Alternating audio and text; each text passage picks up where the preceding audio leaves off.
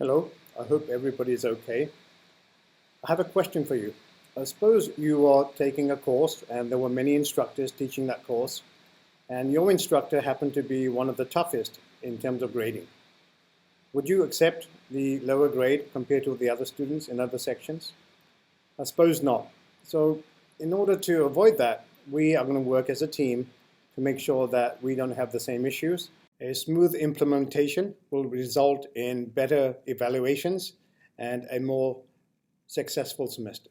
The purpose of this first video is to share with you some strategies that will allow us to achieve that goal. If we work as a team with the principle of fairness across the board will lead to the successful outcomes for everybody concerned in this course.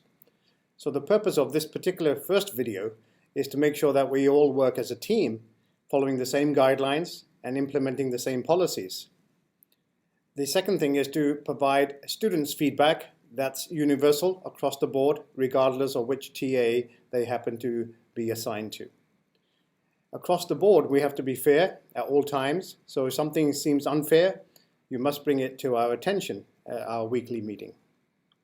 Before we dive into the course-related issues, let's have a general conversation about safety. Safety is paramount. So number one, your safety is the most important. This situation is the same as on an airline. The first thing they tell you to do is to take care of yourself so you can take care of those that are incapable of taking care of themselves. So likewise, if something happens to you, then there will be nobody to take care of our students. So if you feel unsafe, step outside the room and then dial 911. Let the authorities come and handle the situation. Failing that, your second priority is student safety. If there is an alert, assess the danger quickly and then take appropriate action. If that means you secure the location, then barricade the location. If that means you leave that location and go to a different place, then do so if safe. Call 911 as soon as possible. Thirdly, student interaction is very important. It can diffuse a situation that's getting intense, or the converse, it can lead to a quiet situation becoming aggressive.